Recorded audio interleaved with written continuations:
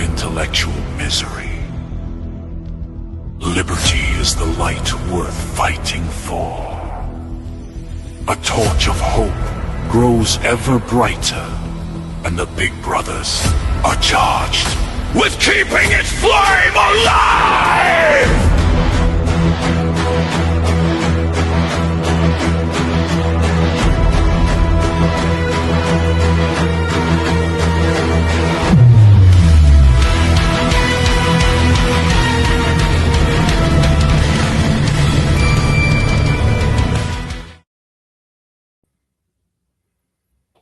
Bienvenidos a otro episodio de The Big Brother Podcast, el podcast donde hablamos de libertad, poder, dinero y sociedad. En esta oportunidad vamos a estar hablando de China versus Estados Unidos, quién es el imperio, y luego vamos a hacer una actualización de cómo está Venezuela después de la captura de Maduro. En esta oportunidad conmigo está Nixon Piñango. Buenas noches para ti, Nixon. Buenas tardes, noches para mí. Antes que nada, vamos a recordarle a la gente que tenemos cuentas de redes sociales. Aquí se las comparto. Nos pueden conseguir en YouTube, en X, en Spotify y en TikTok con el mismo usuario de Big Bros Pod. Ahí están todas las cuentas. Nos pueden seguir por allá. Y como siempre, antes de arrancar, ¿a ti te gusta la música, Nixon? ¿Cuál es tu tipo de música favorita?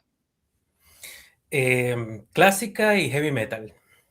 Clásica, o sea, por eso es que tú estabas ahí jamming cuando arrancó el intro, ¿no? Okay, sí, bueno, perfecto. de hecho, yo soy el responsable la música del intro es una creación tuya, así que ya, ahora entiendo. Ok, bueno, yo soy fan del rock, pero desde que vivo en Estados Unidos, de verdad que a mí la música country me gusta muchísimo, y cuando se trata de estar conversando con amigos y todo eso, me gusta tener en el fondo que si música electrónica o deep house o algo por el estilo, que no tiene letra para que no interrumpa. Pero sabes que en esto del mundo del internet, las cosas, los DJs se vuelven locos. Ya te voy a compartir este que me pareció una maravilla. Déjame abrir la pantalla acá y ya vas a ver este tema que es todo un éxito. Supreme leader, Ayatollah Khamenei is dead.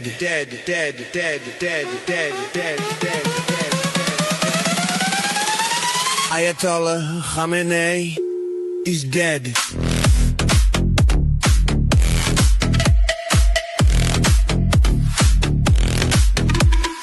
Ayatollah Khamenei is dead.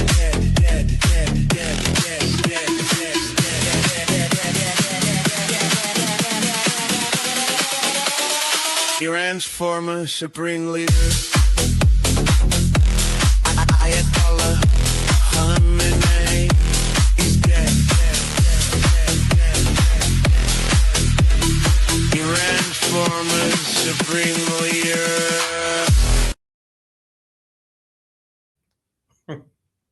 La izquierda mundial no puede entender la felicidad que sienten los iraníes y que sentimos los venezolanos después de que Estados Unidos metió la mano. No pueden. Salud por eso. Salud por eso. Es de... Pero bueno, vamos a comenzar con el primer tema. El primer tema es China versus Estados Unidos. ¿Quién es el imperio?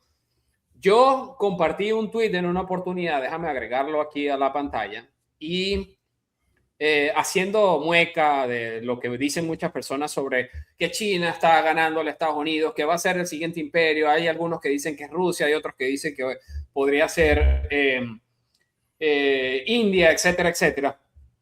Yo compartí un tweet que se hizo viral. Déjame y comparto la pantalla aquí. Déjame abrirlo y decirte cuál es. Este que está acá. Ok, perfecto. Ajá, aquí viene. Ya te lo voy a compartir. Avísame cuando lo estemos viendo en la pantalla. Ahí viene. Lo estamos viendo. Lo estamos viendo ahora. Ok. China es el nuevo imperio. Rusia controla a Trump. Trump solo hace bluff. Estados Unidos está cayendo. Todos los expertos en geopolítica están quedando en ridículo. Van a tener que buscarse otra profesión. Imagínate que siento que tuvo la cosa esa, ¿no? Claro. Yo compartí eso porque obviamente que viene esta narrativa de ¿cómo se llama? De que China es el nuevo imperio, que Estados Unidos está cayendo, que es el destino de todos los imperios y que no hay absolutamente más nada que se pueda hacer. Que lamentablemente el imperio estadounidense está condenado a caer. Yo lo que voy a hacer es que le voy a decir a la gente qué es un imperio, cuáles son las condiciones que se deben cumplir para que se considere un país imperio. Luego entramos en una conversación y en una especie de debate aquí, tú con datos de China y yo tengo otros datos de Estados Unidos y lo debatimos. Déjame eliminar esto de acá. Ajá, y ahora sí puedo compartirte esto. No, este no lo voy a compartir. Ajá. Ven, aquí viene.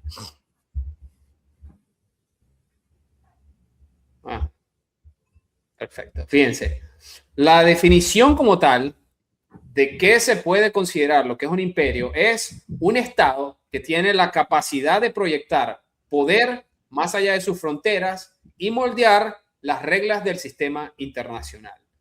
Para que un país sea considerado imperio, debe cumplir ciertas condiciones: superioridad militar, dominio económico y financiero, influencia política internacional, superioridad tecnológica o industrial, no dice y, sino o, proyección cultural, lo que le llaman el soft power, y una red de aliados o territorios bajo su esfera de influencia. Creo que describimos a los Estados Unidos, pero bueno. Yo te quiero preguntar a ti. También. Exactamente. Yo te quiero preguntar a ti, ¿por qué las personas dicen que China tiene todas las condiciones de ser el siguiente imperio? Que por qué muchas personas creen que de hecho puede ser, y algunos hasta dicen que ya es un imperio, y qué es lo que está haciendo a la mayoría pensar de esa manera. Bueno, yo creo que lo primero y principal a tomar en cuenta en este sentido es el tamaño de China, ¿no? Cuando nosotros hablamos de los países más grandes del mundo, no solamente los medimos en tamaño geográfico, como podría ser, por ejemplo, Rusia, que es el país más grande del mundo, Canadá, que son países geográficamente muy amplios, sino que también los medimos en cantidad de población. China es el segundo país más poblado del planeta Tierra. El primero es India, el segundo es China. Entonces eso nos da la impresión de un lugar como muy enorme, que tiene mucha influencia en la zona, que maneja evidentemente la economía de la zona, y eso, digamos, tendería a llevar a pensar a la gente que China va a ser el próximo imperio, ya que supera en ese sentido a los Estados Unidos. Más allá del tema económico, más allá del tema militar, porque nosotros sabemos que China no es precisamente una potencia militar, sí es una potencia económica, pero en ese sentido yo creo que evidentemente Estados Unidos es no solamente superior económicamente, sino también militarmente.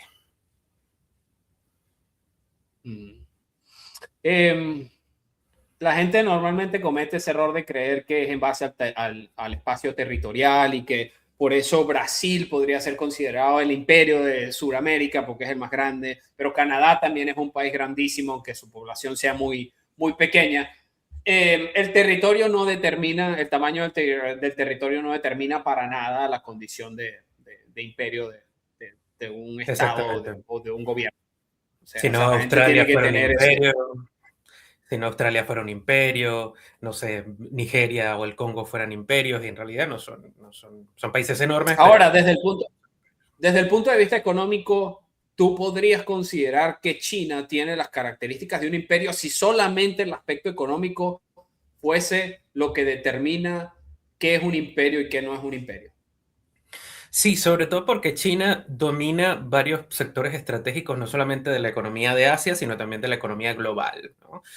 Por lo menos China es la potencia comercial más grande del mundo. Es el país que más vende, que más exporta productos, controla varias cadenas de suministro en varios sectores estratégicos de los que no solamente depende la propia economía china, sino de la que dependen otros países, como los países europeos, los países Estados Unidos, algunos países de Latinoamérica.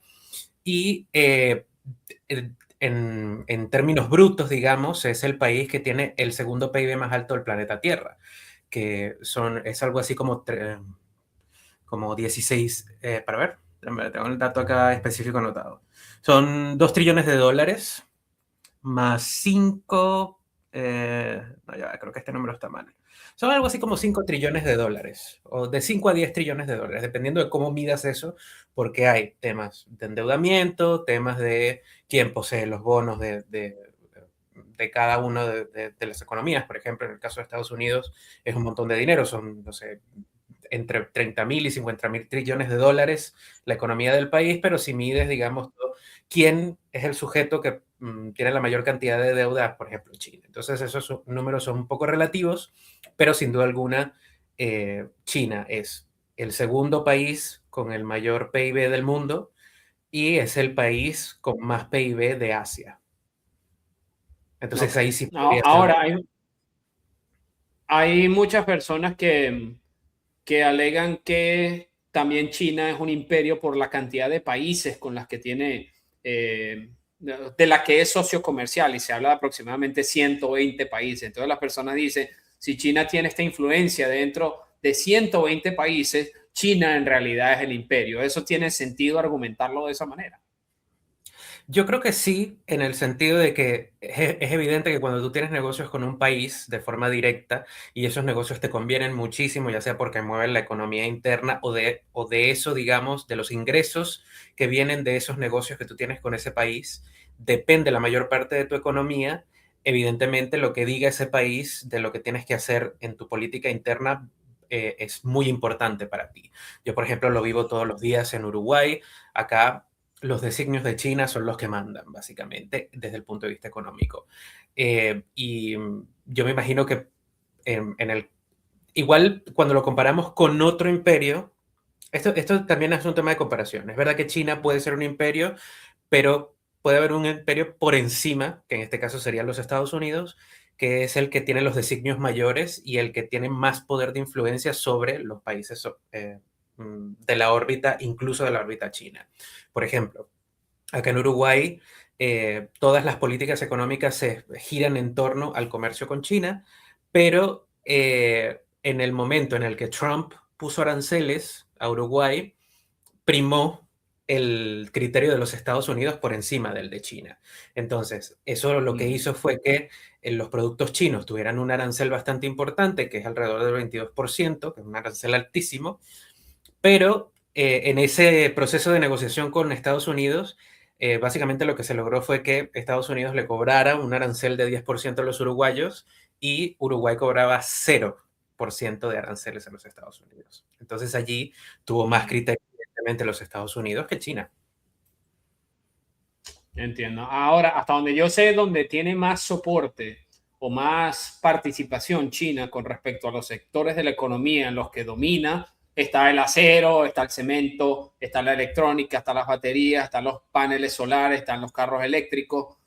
Esos son los sectores en los que tiene más peso, pero no necesariamente porque tenga mayor peso en eso y es el mayor productor de esos sectores que mencioné, no por eso necesariamente deberíamos catalogarlo como un imperio, o este tipo de categoría lo hace entrar dentro de esa descripción de imperio, y por eso es que deberíamos estar muy atentos de si China se va a convertir en el siguiente imperio en el mundo. ¿Qué opinas tú?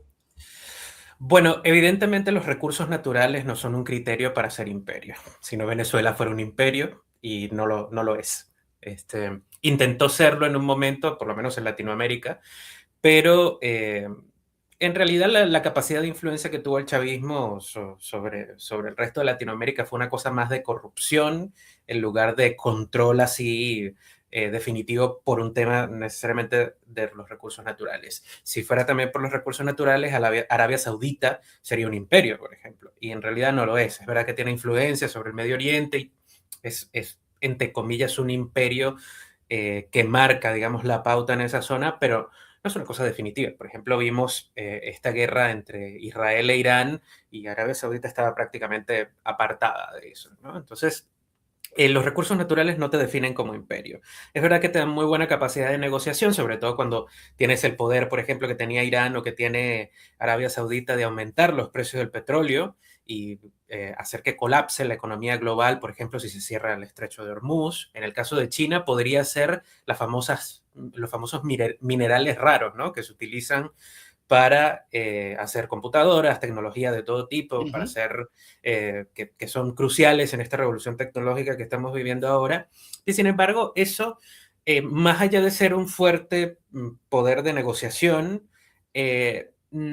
realmente no implica que China tenga el control sobre los designios, por ejemplo, de los Estados Unidos o sobre otros países. Probablemente pese bastante su opinión en los países europeos, pero no en Estados Unidos o en otros países que están más en la órbita de los Estados Unidos.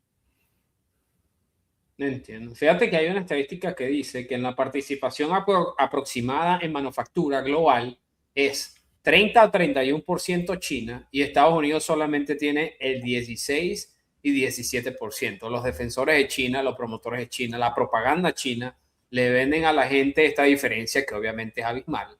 Abismal, es más del doble lo que le está sacando en términos de manufactura China a los Estados Unidos, como razón suficiente para creer que China es ya de hecho el imperio del mundo y que Estados Unidos es simplemente uno en decadencia. Creo que hay otra data por aquí, ya te voy a decir. 70 a 80% del refinado de minerales críticos sale desde China. Es lo que tú acabas de mencionar ahorita. 75% de las baterías de litio salen de China. 80% de los paneles solares se producen desde China, gran parte de las tierras raras. Esto le da a China influencia sobre transición energética, autos eléctricos y tecnologías verdes. Es decir, en lo que está queriendo competir China es en el tema de manufactura y en el tema energético. O sea, está tratando de competir solamente en el tema económico, pero si recordamos todo lo que hace a un imperio, no está compitiendo con respecto a influencia política, a la capacidad de que otros países hagan lo que ellos digan, más que por las condiciones económicas que ellos establecen si son socios comerciales. Pero China en realidad no dicta la pauta cuando se trata ni siquiera, no sé ni siquiera si de Asia, si en Asia tiene esa influencia de ellos ser los que determinan hacia dónde va. No sé si tienes información sobre eso. Bueno, primero me gustaría corregir un dato que di erróneo en una de las, creo que fue la primera pregunta. En la economía china son 13.000 trillones, 13 trillones de dólares, que son como 13.000 millones de millones, una cosa así, Ajá. de dólares. Sí. Y la de Estados Unidos, 52 trillones. Entonces sí es bastante 50, significativa. es una la grosería, diferencia. es abismal. Sí. Sí, es abismal, sí. Igual está el tema relativo ese que te comenté sobre la cuestión de la deuda. Porque el país más endeudado del mundo es Estados Unidos, eso no se puede negar tampoco, y el mayor tenedor de los bonos estadounidenses es China. Ahora, una cosa que mencionaste en tu última pregunta sobre esta cuestión del I+D, de separar los sectores primarios y secundarios de la economía con el sector terciario. Si lo medimos así, evidentemente China es más grande tanto en el primario como en el secundario, porque su economía es básicamente una economía industrial en la que se venden cosas al mundo, se venden recursos naturales al mundo, aunque también es verdad que tiene cierto poder en la parte de I+D y en el sector servicios. No mucho, y esto es una cosa que yo he vivido de primera mano. Los chinos son muy malos ofreciendo servicios. Eso sí. Y los principales la principal oferta de calidad de servicios en el mundo está en Estados Unidos. En Europa después, pero primero en Estados Unidos. Entonces, en ese sentido, es verdad que la economía china es muy grande, pero es grande en una parte de la economía que se pudiera decir que no es de tanto valor agregado como la parte en la que es grande los Estados Unidos. Quizás también por eso es que la concentración, digamos, de la innovación tecnológica, de la creatividad, está en Estados Unidos y no en China, sino que, por ejemplo, en el caso de China, lo que se hace es básicamente copiar la tecnología estadounidense a través de esos artimañas, diría entre comillas, con este tema de las patentes o el acceso privilegiado información que tienen algunas empresas tecnológicas chinas con respecto a los productos que se hacen desde o se mandan a hacer desde los Estados Unidos, como los teléfonos, las computadoras, etc. Y bueno, eso le da a China un protagonismo, por ejemplo, en temas como producción de teléfonos, producción de computadoras, tecnología en general e inteligencia artificial ahorita. Pero obviamente, si tú comparas un teléfono Huawei con un iPhone, obviamente es mejor el iPhone. Si comparas el modelo este de DeepSeek con ChatGPT, es mejor ChatGPT que DeepSeek, ¿no? Entonces, China siempre va por detrás en la innovación y la investigación de los Estados Unidos, ¿no? Entonces, eso es lo que lastra, digamos, su economía, por decirlo de una manera. Y la última parte de tu pregunta, no recuerdo exactamente cuál era. Déjame que me fui ahí. Porque me quedé en la pregunta y me Ya fui. me acuerdo. Lo de la influencia económica versus la influencia política. Ahí va. La Sí, política, exacto. Ajá. exacto. Es verdad que Si ellos dictan las pautas políticas en Asia, por lo menos. ahí va. Yo diría que, claro, yo como soy libertario, anarcocapitalista, yo considero que la economía es lo que más peso tiene en una relación entre partes, ¿sí? La mayoría de las acciones en el mundo son praxeológicas, que son relaciones económicas de conveniencia, de oferta y demanda y esas cosas, aunque no todas son catalácticas, en el sentido de que no todas son cuantificables, ¿sí? Ahora, digamos, por eso China sí es verdad que tiene muchísima influencia en la zona, pero desde el punto de vista estrictamente político, tiene más bien muchos enemigos en la zona. Porque si hablamos, por ejemplo, de los coreanos y los japoneses, son enemigos históricos de China, ¿sí? Sin decir Taiwán, sin decir, por ejemplo, Australia, que también son enemigos históricos de China. Entonces, y bueno, India ni se diga también, otro enemigo histórico de China. Entonces, la influencia política de la zona es muy baja, pero es verdad que China tiene mucho control de muchas rutas importantes y ya con su influencia fuera de Asia, eso le ayuda, digamos, a mantener un poco el liderazgo de la zona. No necesariamente es que China le vaya a decir a Japón mañana, haz esto y Japón lo hace, pero si China dice, voy a restringir alguna cosa, voy a hacer algo que te va a afectar, muy probablemente Japón vaya a ceder un poco en esas negociaciones. Pero es un punto de vista estrictamente económico. Político, solamente podríamos hablar de política. En el caso de Taiwán, que prácticamente pudiera haber algo parecido a una guerra en el futuro, y en el caso de sectores que fueron muy alejados a China en un momento que estaban dentro de la propia China, como por ejemplo el Tíbet, Hong Kong y bueno, Macao, que no es un ente muy disruptor, pero también es un lugar, digamos, dentro de la propia China que en algún momento tuvo una especie de relación un poco lejana hacia las leyes del Estado, del Partido Comunista, en este caso. Hay mucha gente que se pregunta y de hecho argumenta la debilidad de China sobre el hecho de que Estados Unidos está haciendo la incursión militar que hizo en Venezuela y en el Mar Caribe, al mismo tiempo que está haciendo el ataque militar en Irán, y China no está tomando ventaja de que Estados Unidos está ocupado en eso para tomar Taiwán. Entonces, Sí, sí. tanto imperio y no tomas a Taiwán en la oportunidad que tuviste. O sea, tienes esta oportunidad y no la estás aprovechando. Pues, pero Y no bueno, creo, fíjate que hay un argumento. Dime. no creo que la vaya a aprovechar tampoco porque otra cosa que restringe un poco la influencia política y militar de China en la zona es la presencia de los Estados Unidos. Estados Unidos tiene convenios militares, por ejemplo, con Corea del Sur y con Japón, que prácticamente hacen que el ejército estadounidense tenga una presencia naval directa en la zona. Entonces te metes con Japón, te metes con Taiwán o te metes con Corea del Sur en este caso, y es muy probable que no sé si una guerra abierta, pero algunos buques te hunden. Es que precisamente en esas 6 cosas que debes cumplir para ser imperio, la superioridad militar una, y Estados Unidos la tiene sobre China.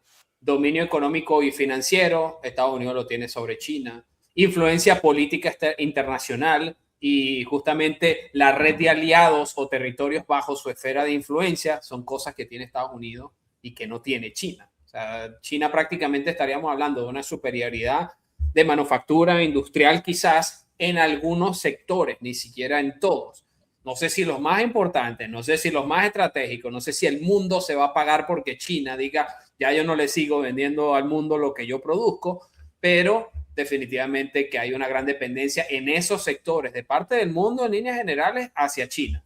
Pero tampoco hay proyección cultural, uno no ve a Latinoamérica comportándose como chinos y queriendo imitar a los chinos y viendo novelas chinas y viendo televisión china. Eso no pasa. O Los queriendo coreanos aprender tienen chino, más. siquiera. Los coreanos tienen más penetración cultural y los japoneses tienen más penetración cultural en el mundo que los chinos, que tienen más Sí. años de tradición, que tienen una cultura milenaria. Y sin embargo, los coreanos y los japoneses tienen muchísima más penetración cultural en el planeta que los Entonces, chinos.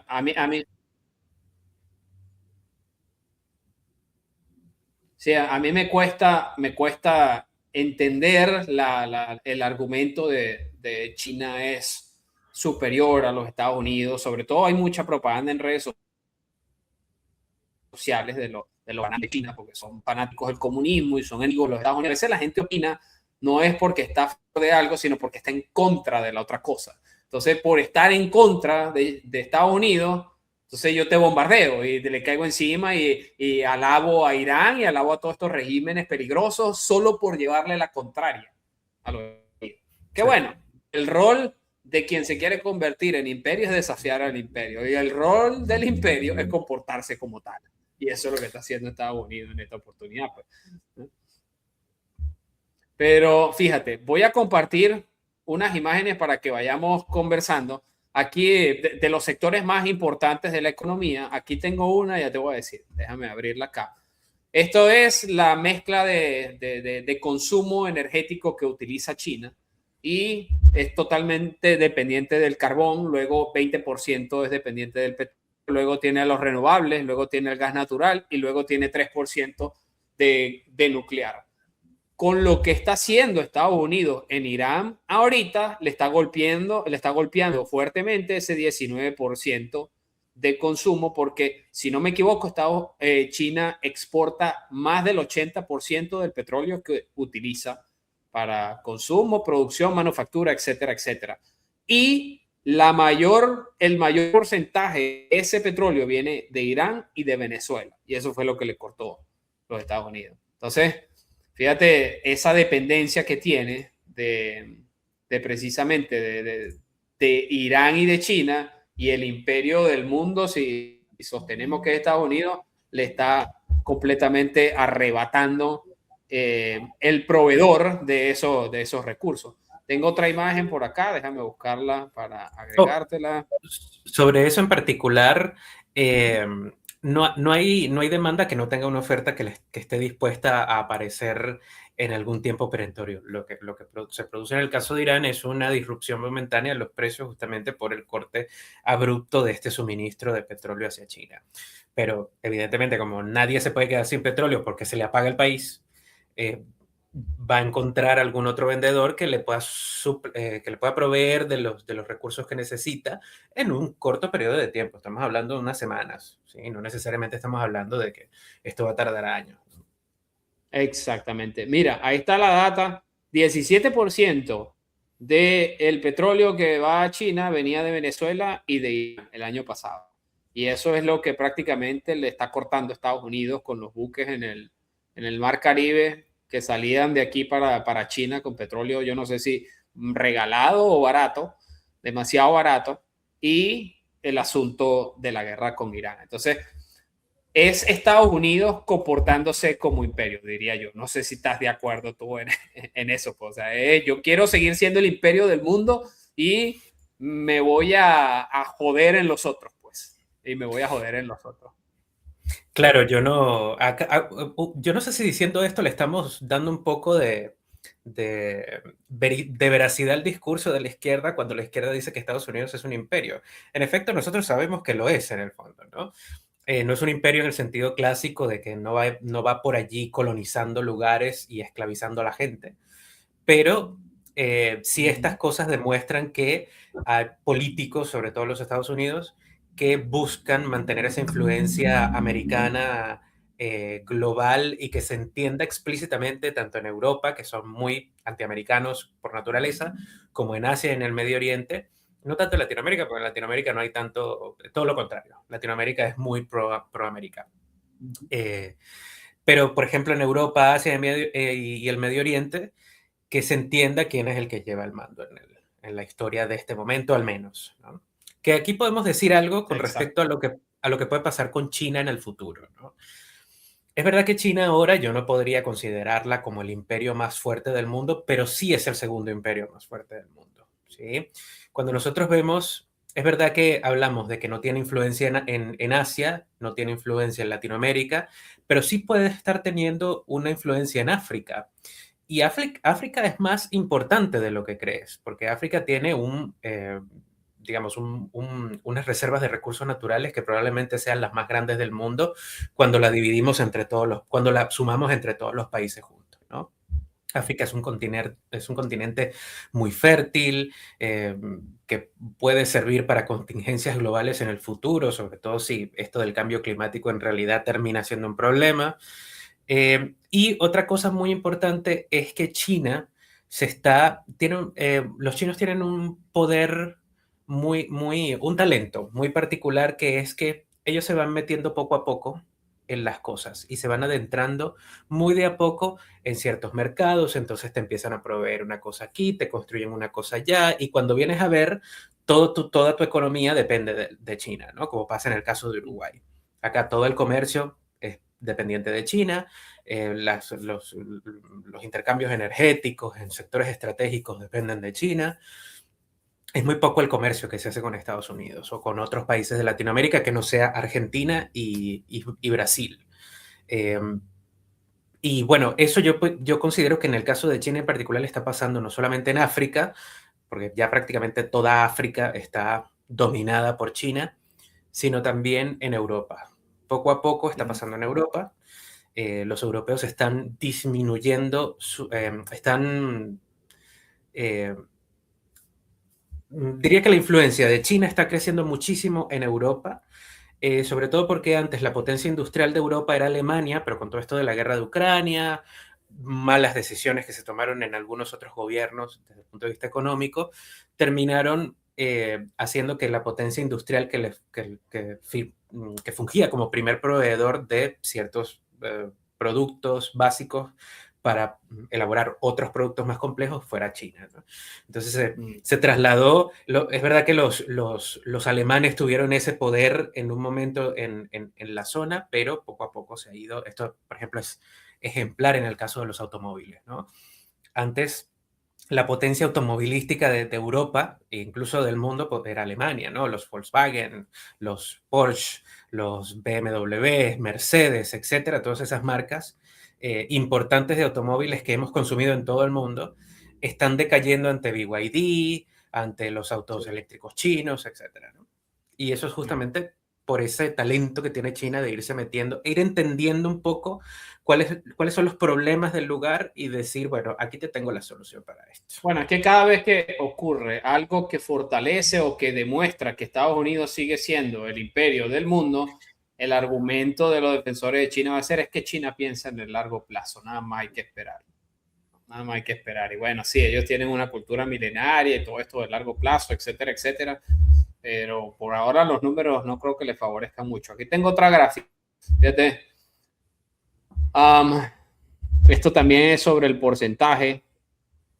Irán y Venezuela exportan la mayor cantidad de su petróleo a China. Irán exporta el 80% de su petróleo a China y Venezuela estaba exportando el 55% de su petróleo a China. Y eso es prácticamente lo que Trump les ha ido volando con este bloqueo militar en el Mar Caribe y ahora con la guerra en Irán. Déjame y te busco otra imagen de más data con respecto a China y a los Estados Unidos. Esto suena a ¿cómo se llama? Que estoy muy parcializado, pero bueno, y sí por los Estados Unidos. Bueno, yo también estoy bastante parcializado por los Estados Unidos. Yo sí lo estoy, pero es que los números a los números no les importan mis sentimientos y tampoco les importa mi parcialidad política o mi parcialidad ideológica o mi parcialidad patriótica. Eso no les importa. Entonces, yo por eso comparto los datos. Fíjate que este Chamá para la Apatía, yo lo sigo en un podcast y él escribe contenido muy interesante. Y él dice que el crecimiento chino está cayendo por el riesgo, prácticamente. El Partido Comunista acaba de anunciar que su target oficial de crecimiento será entre 4.5 y 5%.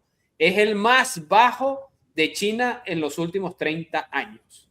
Claro.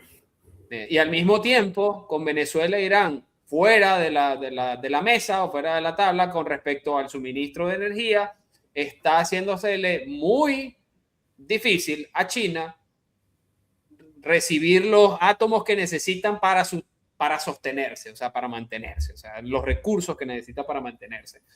Y luego dice, it makes her very constrained, especially, de que tiene que se le están contrayendo prácticamente el set de decisiones que puede tomar, especialmente con lo que tiene que ver con Taiwán. Claro. Es una de las cosas que le está pasando a China. Esa es la imagen. Ya te voy a compartir otra para que veas la data. Déjame abrir acá. Esta es... Ok. Esta es muy importante porque esta también determina quién tiene el poder de imperio en el mundo. Y este es las reservas de petróleo que muchas personas estuvieron diciendo el año pasado que China estaba comprando de manera increíble e indetenible oro, y que era porque se estaba preparando para una posible guerra tener las reservas, porque siempre el oro ha sido la reserva de cuando hay incertidumbre y temas geopolíticos involucrados en el mundo. Pero fíjate que Estados Unidos tiene 8.1 trillones, esos son 8.100 millones de dólares de reservas en oro. China solamente muestra 2.300 millones de dólares. O sea, Estados Unidos casi le lleva 3 veces lo que es en reserva, por no hablar de los demás. Pero Alemania tiene más reservas de oro que China. Entonces, claro, por eso Alemania es más imperio que China. No necesariamente, claro, pero al que lo quiera argumentar de esa manera, tome los números. Venezuela tiene, suma todos esos números juntos. Sí, exacto. Que por cierto, ya llegó un lote aquí a los Estados Unidos de oro, supuestamente. Pero bueno, déjame buscarte la otra imagen que tengo por acá. Y si no me equivoco, creo que ya sería la última. Sí, esta es un dato que tiene que ver más con el asunto social. Y es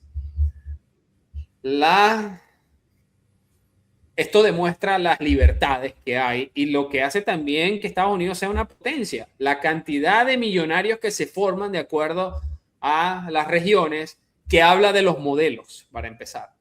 Imagínate, Estados Unidos tiene 23.8 millones de millonarios.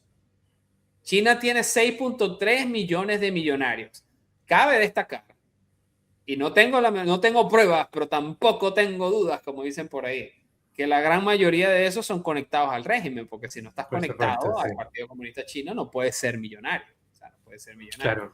Y después de ahí, los demás países en realidad no importan, porque los demás países, sobre todo en la Comunidad Europea, es simplemente un pásese la pelota de herencias y simplemente ellos no hacen riqueza, ellos se apoderan de la riqueza y se la pasan de generación en generación. Bueno, eso es un argumento que podríamos debatir, pero no creo que sea para este podcast. El de que se transmite la herencia de unos a otros. El de que se transmite la herencia, pero es que fíjate, los modelos políticos, y sí, no vamos a entrar en eso, pero los modelos políticos y sociales son tan diferentes en Estados Unidos, donde existe ese concepto, el self-made millionaire, el millonario que se hace solo, y la riqueza en Europa es una riqueza de élites que va de arriba hacia abajo, porque ellos lo que hicieron fue, como imperio, hacerse con riquezas.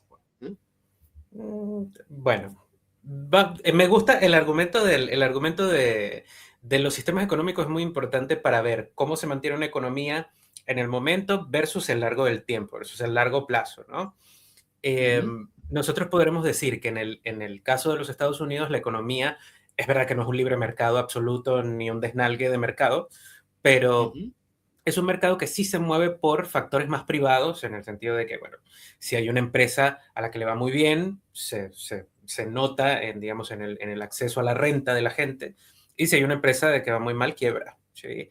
En el caso de China no pasa nada de eso, es totalmente al contrario, porque en China hay una economía planificada, sobre todo en los grandes sectores estratégicos, que los comunistas o que los los que se encargan de elaborar esos planes quinquenales consideran que son los sectores estratégicos del momento y hacia futuro. Eso tiene un problema asociado, que es que si te falla el cálculo, te va a ir muy mal, que es justamente lo que está pasando con China en este momento, ¿no? Sí. Ellos, cuando crearon este sistema de zonas económicas especiales, se dieron cuenta de que el tener el poder de la industrialización en el mundo les otorgaba acceso a las rentas del mundo cuando justamente empresas más grandes tercerizaban trabajo de manufactura en China. Eso es un modelo caduco porque básicamente ahora tenemos un montón de robots que hacen las cosas por nosotros y que pueden estar en China, como pueden estar en Taiwán, como pueden estar en Malasia, como pueden estar en Vietnam. Entonces ya eso deja de ser un sector en el que tú puedas competir fuertemente, ¿no? Entonces, si basas la mayor parte de tu economía en eso, tienes un problema, ¿no? En el caso de China hay otro problema agregado, que es que los chinos tienen una política de estas políticas comunistas, que es la garantización de trabajo al 100%, la garantización de empleo 100%. Y eso te lleva a meter a gente en sectores que son muy volátiles, como por ejemplo, no sé, el ladrillo, ¿no? Nosotros vemos en el caso de China que a partir del año 2000 hasta acá se construyeron un montón de ciudades. Y entonces hay un montón de ciudades en ese país. Entonces, no sé, Shanghai tiene, ¿cuántos millones de habitantes? Como 50 millones, no sé, un montón de gente. Solamente viviendo en Shanghai. Pero entonces vas a una ciudad del norte de China que se llama Ordos, que es una ciudad construida prácticamente desde cero, desde el 2000 hasta esta época, y no vive ni 1 millón de personas. Y es una ciudad enorme, con unas avenidas enormes. Entonces, si basas tu economía también en el crecimiento del ladrillo, en el momento en el que se descubra que esos factores no son rentables a futuro, porque nadie compra esos apartamentos, porque nadie vive en esas ciudades, tu economía colapsa también. Entonces, mucho de eso es lo que está pasando en China, que planifican la economía en función de sectores que ellos piensan que son estratégicos, invierten un montón de plata a partir también de haber confiscado la riqueza, pues un Estado comunista. Y se la dan, o sea, eso que tú dices de los millonarios es muy cierto, de los millonarios como parte del Partido Comunista, ¿no? Es el que termina recibiendo el beneficio, es el que el partido decide que recibe el beneficio. Entonces esa persona se equivoca y el beneficio que recibió o la riqueza que recibió para poder, digamos, hacer su negocio y desperdigarla por el resto de la sociedad, en realidad termina equivocándose, el precio que se paga es muy alto. ¿Sí? Por eso la economía ya no está, la economía de China creció ininterrumpidamente desde los años 70 hasta ahora, pero el ritmo de crecimiento es lo que ha bajado. Podríamos decir que estuvo creciendo un 20% al año en los 90, no sé, después bajó tipo a un 15% en los 2010, y a partir del 2010 en adelante se ha reducido mucho, entre un 10 a un 5%, que es lo que ha crecido, por ejemplo, el año pasado, un 5%.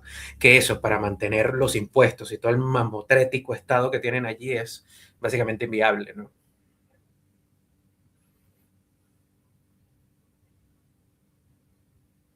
Sí.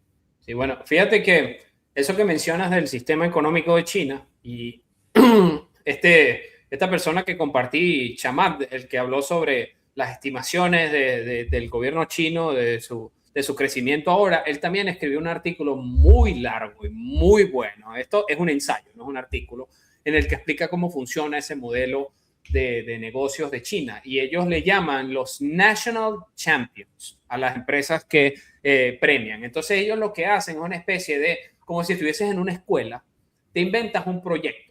Y el proyecto es que vamos a desarrollar paneles solares. Entonces, cuando vamos a desarrollar paneles solares, dividen a los alumnos en distintos grupos y los ponen a competir entre ellos para ver quién es el mejor de ellos, ofreciendo el servicio, ofreciendo el producto, resolviendo el problema, etcétera, etcétera. El que gana en ese proyecto, ellos lo convierten en el National Champion. Y ese es el que se gana la licitación, para ponerlo de una manera financiera. Y así es como esas empresas se enchufan y se pegan al Partido Comunista Chino, y son ellos los únicos que empiezan a producir de eso. Los únicos que empiezan, puede ser que ellos subcontraten a los demás, pero ellos son el campeón nacional. Y así con todos los sectores ellos crean este modelo de competencia entre estados, comunas o como sea que se llame la distribución geográfica que tienen ellos allá y política, y empiezan a hacer esas competencias y esas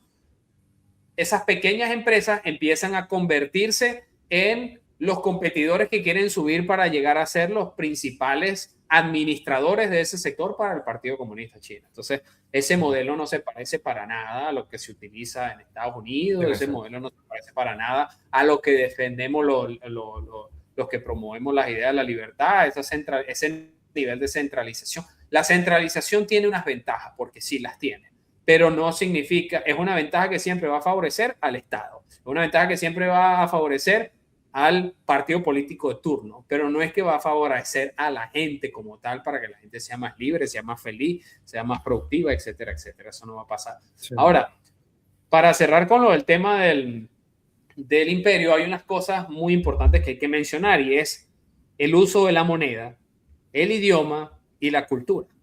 Yo no veo ninguna de esas tres cosas de China ocupando espacio. Yo no veo al yen llegando a ¿cómo se llama? Yo no veo a los venezolanos, a pesar de toda la influencia china, comprando en yenes. Pero a pesar del supuesto odio hacia el imperio americano, la economía venezolana está dolarizada de facto. Claro. La gente se habla de dólares. La economía china también está dolarizada. Exactamente, exactamente. Entonces, obviamente, tienes el medio de intercambio favorito de las finanzas mundiales, ya eso te da una ventaja del carajo. Y lo otro es que yo no veo al mundo queriendo aprender mandarín. El mundo quiere aprender inglés, ¿no? Entonces, la forma en la que se comunica la gente, porque el dinero es un lenguaje y el idioma es un lenguaje. Y la cultura también es un lenguaje, la forma en la que nos expresamos, las tradiciones que seguimos, la forma de las cosas en las que creemos, todas esas cosas las predomina Estados Unidos sobre China si los estamos comparando solamente a ellos dos. No sé si lo ves diferente. No, de hecho lo veo un poco más radical que tú. Bueno, es evidente que, por ejemplo, en el caso del idioma, el mandarín es un idioma complicadísimo, sobre todo de hablar, no tanto de escribir, no tanto de entender, mejor dicho, sino de hablarlo. Evidentemente, por ejemplo, la cultura, ya hablamos que la cultura china le interesa a 2 o 3 personas en el mundo, entre ellos a mí, pues a mí me interesa bastante la cultura china. Y me gusta muchísimo la historia de las dinastías y todo esto. Pero quería detenerme en el caso de que mencionaste que a mí me parece más importante es esta cuestión de la moneda. ¿Sí? Que por cierto, dijiste el yen. El yen es la moneda de Japón. La moneda china es el yuan. Exacto, el yuan. Yo lo dije, yuan. Yo me quedé pensando, yo creo que mencioné la japonesa, pero bueno. Sí, sí. Bueno, es evidente que también esto tiene un poco que ver con la irrelevancia de esa moneda en el mundo, ¿no? Porque en efecto es muy irrelevante. Y la política monetaria de un país es muy importante. Es más relevante el yen que el yuan. Bueno, sí, en efecto. El yen es también bastante irrelevante, pero podríamos, si lo comparamos el uno con el otro, evidentemente, desde el punto de vista del tipo de cambio, los japoneses son más ricos que los chinos, evidentemente, porque tienen una mejor moneda, entre comillas. Siendo que la moneda japonesa también es bastante mala. Pero eso es otra historia también de otro podcast. Bueno, me quería detener en esta parte de la moneda y de la política monetaria. La política monetaria es muy importante para un país porque establece el tipo de cambio frente a otros países, ¿no? Entonces, tu moneda, se supone que el dinero tiene 3 características: reserva de valor, medida, unidad de medida y no me acuerdo cuál era la otra tercera, sé que tiene una tercera característica, pero... Unidad de cambio, unidad de cambio, creo que es la... Sí, es exacto, sirve como método de intercambio, es unidad de medida y reserva de valor. Entonces, la más importante de eso es evidentemente la reserva de valor. Cuando una persona adquiere una moneda es porque sabe que tiene demanda sobre una moneda, es porque sabe que el valor de esa moneda se va a mantener en el tiempo, que es lo que pasa entre comillas con el dólar o con el oro. Pero, claro, el dólar ha venido decayendo un poco, pero si lo comparamos con el yuan, es del cielo a la tierra. El yuan vendría a ser comparable al peso argentino, por ejemplo, nadie quiere yuanes, ni los chinos quieren el yuan. Los chinos quieren dólares.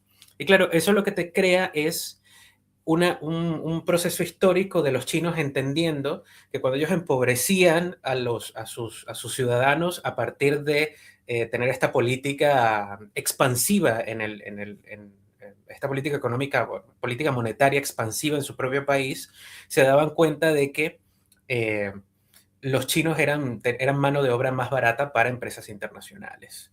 Entonces, es una política deliberada para poder hacer que la gente sea más pobre y poder ser más atractiva desde el área desde la perspectiva de la exportación, mejor dicho.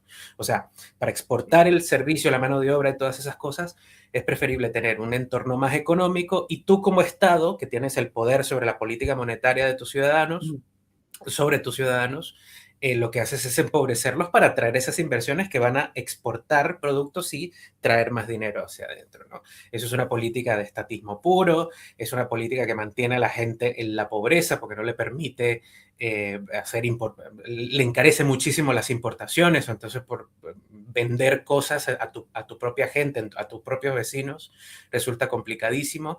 Y es por eso que un chino en la actualidad, a pesar de que China tiene el ingreso el PIB bruto, el Producto Interno Bruto más alto de Asia y el segundo más alto del mundo, cuando lo mides per cápita, un chino no es más rico, no sé, que un uruguayo, por ejemplo, o que un argentino.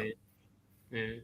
Hay gente que dice que sí, que ahora los chinos, el crecimiento en cuanto al derecho de propiedad es inigualable y que China se está comiendo al mundo de manera interna, pero nadie lo sabe porque no vamos para allá y porque no lo vemos y porque no estamos allá y porque no somos chinos, pues.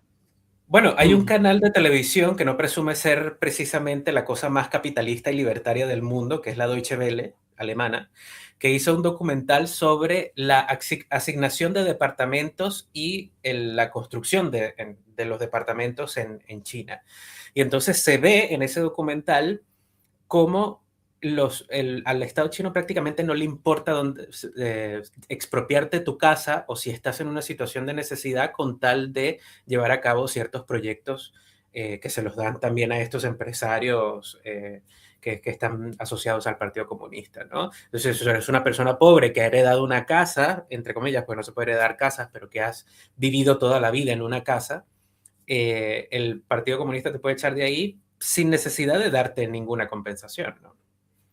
Sí, no, de verdad que yo creo que no hay mucho que defender de China con respecto a ese argumento de que es el nuevo imperio y si lo irá a hacer, no sé si nosotros lo llegaremos a ver. Bueno, con todo esto de la longevidad y de la posibilidad de la muerte y todas estas cosas, ojalá estemos vivos para ver si eso en realidad pasa. Pero fíjate, datos por encima ya para terminar de aniquilar a China.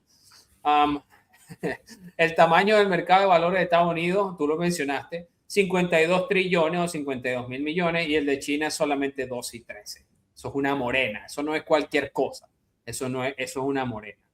Y de paso que el mercado estadounidense saca 3 trillones, mete 2 trillones, mete 5 trillones, saca 4 trillones todos los días de su mercado, como si esa vaina fuesen $100 en el bolsillo. Una cosa increíble, la verdad.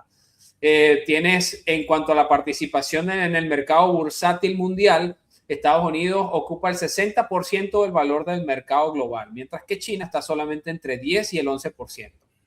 Bueno, esto es importante entender. Cuando que ya hicimos la comparación, por ejemplo, entre Huawei y Apple, por ejemplo, pero cuando tú comparas cualquier empresa china con cualquier empresa estadounidense, y le dices a los inversores dónde quieres invertir plata, todo el mundo se va para las empresas americanas, todo el mundo se va para Wall Street, no se va se van para el Nasdaq o se van para el S&P 500, no se van para la bolsa de Shanghai. Exactamente. Bueno, fíjate, moneda de reserva mundial y participación en reservas globales. El dólar ocupa el 58% y el yuan, no el yen, José Miguel, el yuan, 2.3%. 2.3%. Bueno, hubo una intención allí de China y de Rusia de crear este grupo de los BRICS, que terminó siendo toda una ficción después, para hacer negocios entre ellos en monedas nacionales. Pero al final ellos mismos se sabotearon la partida entre ellos, porque lo que querían era dólares, no querían. Exacto. Si tú le ibas a pagar a Rusia su petróleo o su gas natural con yuanes, te iban a pintar la de La Paz. Se crearon su propio Cadivi. Sí. Se crearon su propio Cadivi. Bueno, no sería raro porque todos son países comunistas, intervencionistas, del peor estatus, ¿no? Del intervencionismo.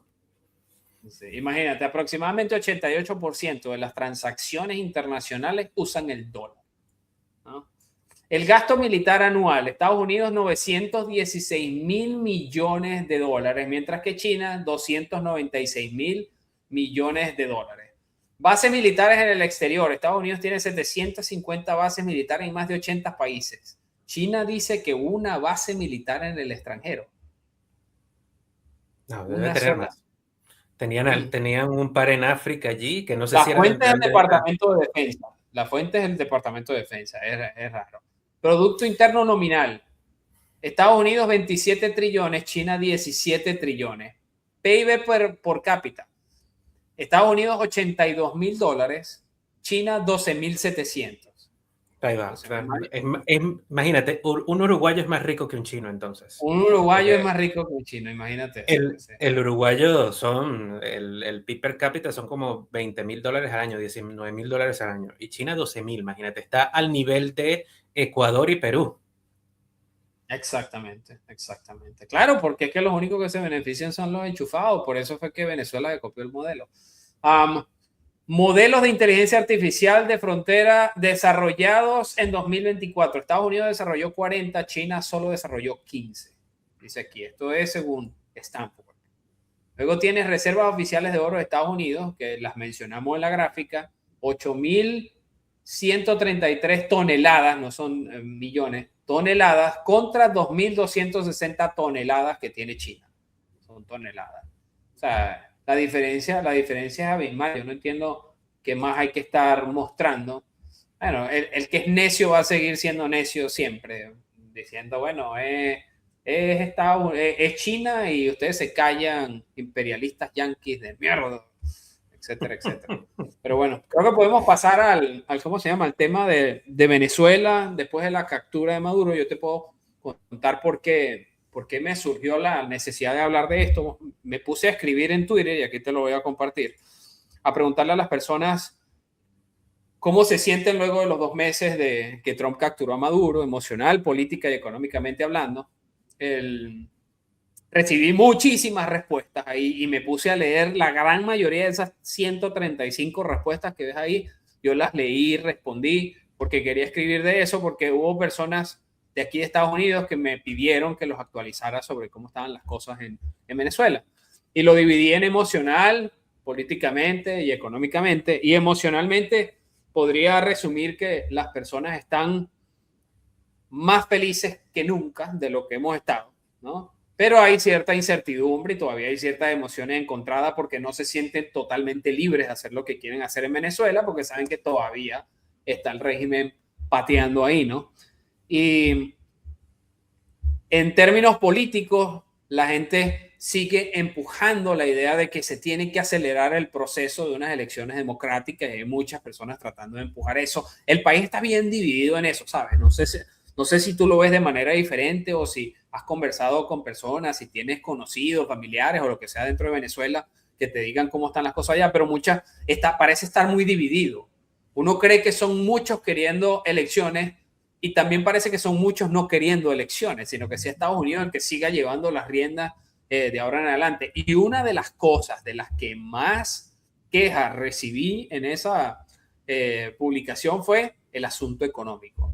Todas las personas después de 2 meses creen que ya el chavismo está forrado de dólares por el petróleo, que se lo están gastando y se lo están gozando. Y creo que Estados Unidos nada más ha hecho un solo pago, si no me equivoco, del petróleo que se ha traído a los Estados Unidos. Creo que ha hecho solamente un pago. Hay personas que incluso llegaron a decir que las medicinas que descargó Laura Dogu en el aeropuerto con todo ese video bonito, eso no llegó a ningún lado, pero hay otras personas dentro del país que dicen que sí, pero que está pasando lo que ha pasado siempre, o que las acaparan o que se las están encaletando algunos, obviamente las mafias que todavía siguen existiendo dentro de Venezuela. Pero en términos económicos, la gente está bien descontenta y eso es lo que aparece en redes sociales. No sé si será la mayoría, no sé si manejas alguna información con respecto a eso o una opinión. No, sin duda el factor económico es el más problemático. En mis encuestas propias de mi familia y de mis amigos y en información que he leído en otros lados, y evidentemente lo que tú recogiste en esa encuesta también refleja eso, el sistema económico. Yo creo que es por un tema de que en realidad no ha cambiado nada del sistema económico, más allá de que ahora los ingresos de ciertas materias primas, por ejemplo en el caso del petróleo, van a una cuenta que maneja directamente los Estados Unidos, pero la gestión de esos recursos la sigue haciendo la misma gente cuando le dan la plata. Siguen estando estos sistemas de control socioeconómico, que son estos los CLAP, siguen habiendo los controles de precios. Es verdad que tímidamente se ha venido avanzando en el tema de las regulaciones, pero no podemos compararlo, por ejemplo, con Argentina, ¿no? Argentina, que para mí es un caso de éxito de recuperación económica, de milagro económico. Por ejemplo, ahora los argentinos son tan ricos como, por ejemplo, los chilenos o los uruguayos, cuando antes, en la época del populismo, de los Kirchner, eran, no sé, tan pobres, no como los venezolanos, pero sí como, por ejemplo, los peruanos o como los ecuatorianos. Han dado un salto en un año y tanto que tiene Milei en el poder, ¿no? Entonces, eso haciendo las cosas bien, de forma sistemática, teniendo el control en el Parlamento, haciendo las cosas con rigor, llevando un traqueo de todas las cosas que se están haciendo, y sin embargo ha tardado un año y tanto en mejorar, ¿no? Entonces, Venezuela no ha cambiado en nada. Venezuela económicamente sigue siendo la misma que hace 3 meses. Los sistemas de control están igual, las regulaciones son las mismas. Entonces es muy difícil que eso mejore, todo lo contrario, va a seguir empeorando. Ahora, emocionalmente sí puedo decirte que es verdad que la gente está un poco más esperanzada. Yo creo que la palabra allí fundamental es esperanza, porque sí, esa es la palabra, esperanza. Sí, algo que pensábamos que no iba a suceder nunca, que era lo que nosotros los venezolanos todos queríamos, que era la intervención militar de los Estados Unidos para desalojar al régimen chavista del poder, terminó sucediendo. Era una cosa que, bueno, eso nos reanimó y nos revivió la esperanza. Entonces es como una especie de dualidad en la que tú dices, estoy viviendo en un país que todavía tiene muchos problemas, pero estoy esperanzado en que vaya a cambiar más pronto que tarde. ¿Qué va a tardar? Sí, el venezolano además ha vivido situaciones peores de las que está ahora, y probablemente estén acostumbrados un poco probablemente estén hartos, pero acostumbrados están, porque hemos vivido cosas peores de las que se están viviendo ahora. Pero está mantenido el tema emocional de la esperanza. Políticamente, bueno, está esta cuestión de las elecciones que bueno, eso es una cuestión ya de lo lamentable que son nuestros políticos, tanto en los que más confiamos como en los que no, porque todos están acostumbrados a una forma de trabajar que sistemáticamente ha fracasado y lo que busca es un beneficio para ellos en detrimento de la sociedad. Lo hemos estado viendo con María Corina Machado, que entonces ahora se va a devolver a Venezuela, supuestamente en algún momento pronto. Va a caminar Chile ahorita, es que ya no llegó. Nadie la quiere en Venezuela ahorita, no hace falta en Venezuela ahorita. Entonces ella quiere ir porque le están tratando de serruchar el puesto los que fueron en su momento aliados de ella, entre comillas, que nunca fueron aliados en realidad. Entonces, sí. Eso lo que te demuestra es que Venezuela no ha madurado políticamente, a pesar de todo lo que hemos vivido. Yo no creo que sea un problema de la gente, sino un problema de los políticos, y eso tiene que ver con los beneficios que tiene la clase y la casta política frente a la gente que todavía es una víctima de la situación. Entonces, la gente se ofende porque yo utilizo el término casta política veneca. Ay, dijiste veneco, ay, veneco, ¿por qué estás utilizando la palabra veneco? Que de paso veneco, y entonces vienen con la definición de veneco y le quieren dar a uno una clase una lección educativa sobre lo que es un veneco. Y yo tengo un glosario. ¿Tú que eres casi colombiano?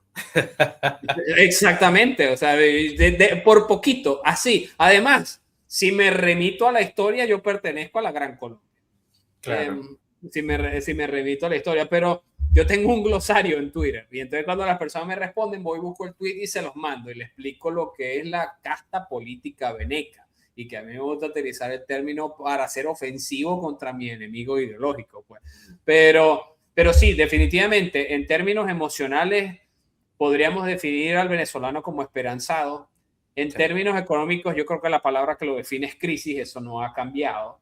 Y en términos políticos, hay como un desespero. En términos políticos, ahí es un desespero. O sea, la gente quiere que otra vez alguien de la casta política le diga qué hacer con su vida y vuelva a echar a perder el país. Y vuelva a echar a perder el país. Mira esta encuesta. Mira esta encuesta. Para que te rías. ¿En quién confían más en relación a Venezuela hoy día? Entró mi Rubio, menos mal ganó, pero obviamente se le pegó María Corina Machado ahí. Machado, sí.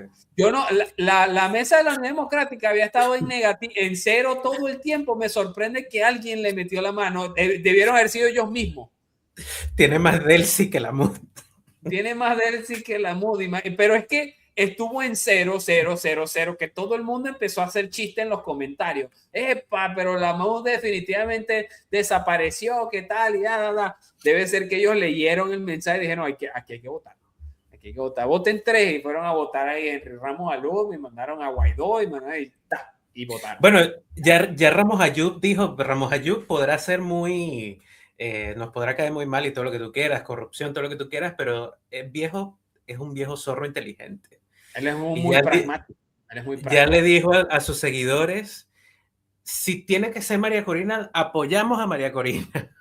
Entonces todo el mundo aplaudió así como medio, como que no le gustó la cosa. Edgar Zambrano literalmente no aplaudió, se quedó así viendo, no se imaginó que Ramos Ayub a decir eso. ¿Qué dirá el viejito que hemos puesto varias veces aquí? Yo nunca me acuerdo el nombre, tú te lo sabes. Bernabé, el otro Acción Democrática. Exactamente, ¿qué dirá él, no? Bueno, él está con Delcy hasta la muerte, hasta que la muerte seque, como decía nuestro comandante Carlos Andrés Pérez. Pero sí, no, muchas personas preguntan sobre la situación en Venezuela. Yo creo que el rol de nosotros, los venezolanos, primero es seguir analizando la situación, lo que está pasando dentro de Venezuela, conversar con la gente que está dentro. Hay que medir también las energías y las intenciones y las opiniones de los que están afuera, porque hay muchos de los que están afuera que ven la oportunidad de querer regresar y esas personas cuentan a pesar de que exista toda esta narrativa de algunos de adentro. Ustedes se fueron y se quedan allá y ahora que nosotros vamos a ser millonarios van a querer venir a cobrar aquí, ¿qué tal? Pero los dos sectores importan tanto y son tan claves y además hay que recordarle a muchos de los que están adentro que muchos de ellos viven de las remesas de sus familiares estando afuera. Entonces, ¿por qué te vas a poner receloso y picado y de orgulloso con el que está afuera si el que está afuera podemos estar de acuerdo que salimos del país en contra de nuestra voluntad? No era un plan de migración que teníamos los venezolanos, que dijimos, y ahora vamos a hacer nuestra vida mejor por fuera, porque ese fue mi plan de vida, lo que aprendí en mi casa, lo que me inculcaron y lo que yo fui a aprender en la escuela. No, el venezolano salió de Venezuela obligado. El venezolano no tenía ni planes de salir. De hecho, muchas personas que tenían la oportunidad de tener otras nacionalidades por la herencia española, la herencia italiana y otras influencias, no tenían sus papeles listos, una señal de que tú no estabas pensando en irse del país, no estabas pensando en irte del país. Entonces la gente que está adentro tiene que bajarle dos a ese asunto también. Sí, yo creo que eso también es... Sí, eso es lo que te iba a decir. Yo creo que eso es más una cuestión de influencers que están asociados a ciertos factores políticos de ciertos partidos que todavía están allí, que todavía de alguna forma, eso era lo que te comentaba aquella vez, cuando estábamos hablando del aquel famoso Ministerio del Desmadre, creo que fue los 2000, no, el Ministerio del Desmadre, en el que yo decía que yo no entendía cómo Delcy Solórzano tenía plata para pagarle a los 1000 y pico de militantes que tienen su partido. Sí. Entonces, claro, esas son 1000 y pico de personas que tienen Twitter y que escriben, no, que fulanito, que está afuera, que no tiene derecho a hablar y tal, y entonces eso se escucha como mucha gente, pero en realidad son 4 gatos. Sí. Bueno, yo creo que tenemos que seguir monitoreando las cosas y de paso tenemos que seguir trabajando en seguir difundiendo el plan de 3 fases, porque Estados Unidos no se va a salir de eso. Los estadounidenses son extremadamente cuadrados. Ellos, cuando se fijan un plan, para allá van, contra viento y marea. No son improvisadores profesionales como nosotros, que si nos toca tomar agua de tubo, tomamos agua de tubo. No, yo ven el agua de tubo y dicen, pero ya ves, ¿por qué voy a tomar agua de tubo si existen las botellas plásticas? ¿No? Bueno, porque no tienes agua, pero existen, sí, pero no tienes. Y ahí se quedan, ¿no? Porque son cuadrados, ellos son cuadrados. Nosotros no, nosotros resolvemos aquí y por eso es el desorden como sociedad también, porque creemos que eso es una ventaja cuando en realidad ha demostrado ser más bien una desventaja o una falla en el sistema. Pero el plan de 3 fases hay que seguirlo defendiendo, hay que hablar de cómo podría ser esa segunda fase económica, que es la más profunda, es la más complicada, es la que va a llevar más tiempo, es la que requiere mucho más cambio. Y luego la tercera, a mí me parece que es la más sencilla, porque ya la estabilización política y la transición a una Venezuela democrática, nosotros tenemos demasiada experiencia yendo a elecciones, entonces no tenemos que alarmarnos con esto, pues. O sea, no tenemos que darle demasiada vuelta. El reto es que de verdad consigan que sean transparentes esas elecciones, ¿no? Sí, bueno, va a haber la observación de Estados Unidos y además, pues, algo que la gente no quiere entender es que si los que estamos en el exterior no podemos votar, entonces no son ninguna elecciones transparentes, no son ninguna elecciones libres, no son ninguna elecciones que representan a la mayoría de los venezolanos. Eso tiene un proceso y eso va a tomar tiempo. Pero bueno, eso es verdad que puede haber factores que intenten interrumpir ese proceso, ya sea por conveniencia o porque les da la gana, pero es verdad que se ve más que nunca la intención de Estados Unidos en terminar esto de la mejor manera posible. Y por cómo vienen los tiros, por como vimos en el discurso del Estado de la Unión, el candidato del Partido Republicano va a ser Marco Rubio. Esperemos que sea Marco Rubio y esperemos que gane también, porque no va a estar fácil ganar con todo este tema de la conflictividad que está habiendo en Estados Unidos en contra entre los demócratas y los republicanos. Totalmente. Sí, mira, vamos a darle pantalla a nuestro querido presidente que visitó la embajada de Venezuela en Miami. La gente no sabe que esta es la embajada de Venezuela en Miami, pero el arepaso es la embajada de Venezuela en Miami.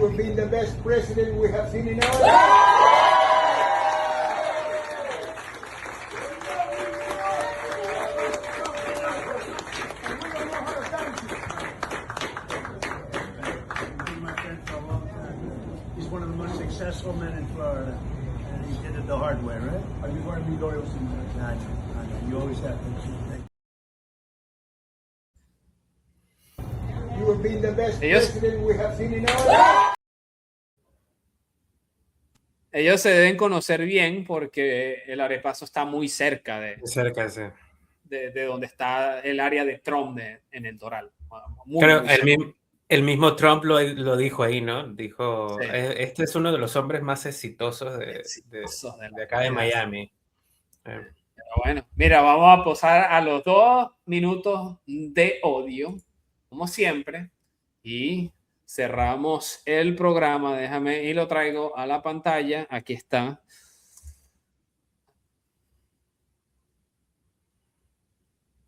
Miguel Cabrera dice que él no mezcla deporte con dictaduras que torturan y roban.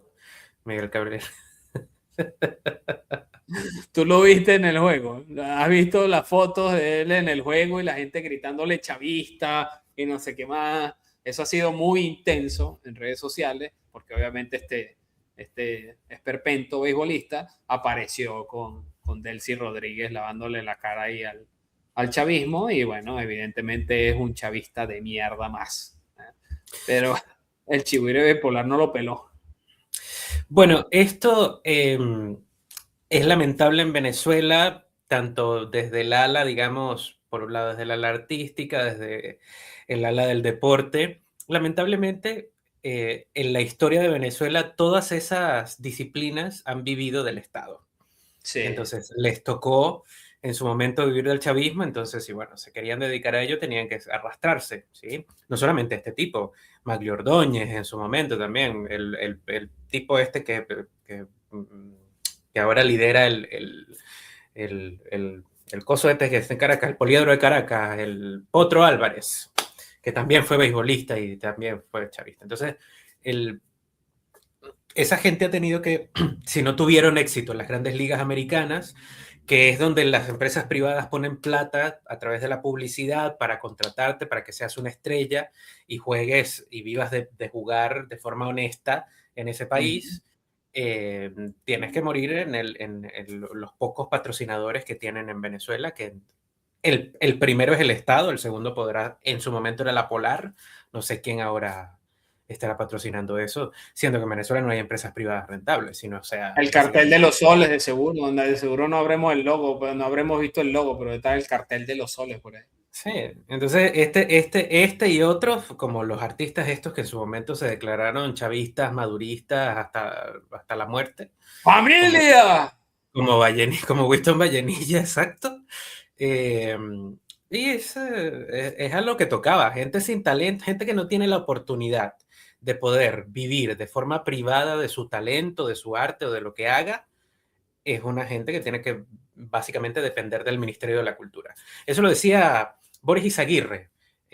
Boris Izaguirre contaba que cuando él conoció a José Ignacio Cabrujas le dijo, te voy a enseñar un oficio que va a hacer que no dependas de una beca del Ministerio de la Cultura, que era escribir telenovelas en ese momento.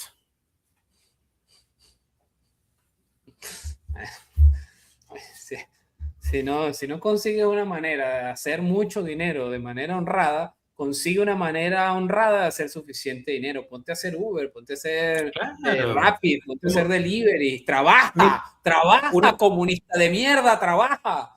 Mira, una de los artistas que yo más admiro de Venezuela, de todas estas, de los primeros actores y tal, es Alba Roversi.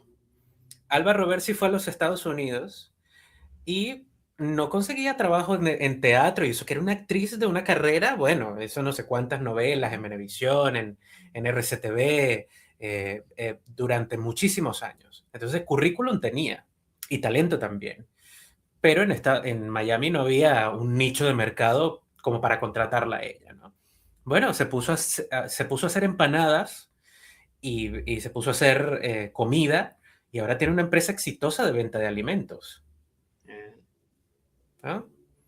Es que hay unos que se fueron por ese camino. El alcalde de Mérida, que fue noticia porque tiene orden de deportación, etcétera, etcétera, Carlos García, a él lo agarraron y él es repartidor de Amazon, si no me equivoco. O sea, hay gente que dijo, yo voy a trabajar. O sea, trabajo es todo lo que paga cuenta, me dijeron a mí una vez. Trabajo es todo lo que paga cuenta, obviamente de manera honrada, porque robando, distribuyendo mercancía que le hace daño a otros, etcétera, etcétera, eso necesariamente no es un trabajo. Pero bueno, ¿estamos listos?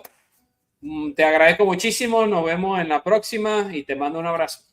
Coloca para cerrar el video de Trump, del remix del Ayatollah.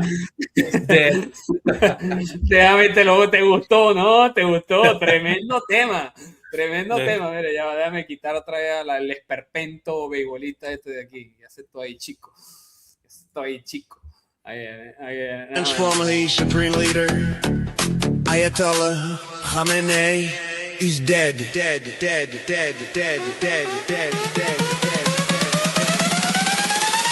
Ayatollah Khamenei, he's dead.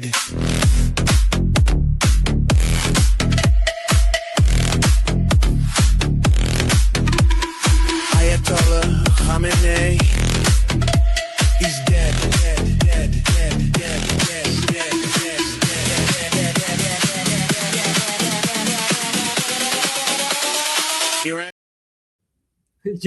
Yo debía haber sido DJ, pero bueno. Bueno, saludos por los iraníes, por Venezuela y por lo que venga. Salud. Un abrazo, Nixon.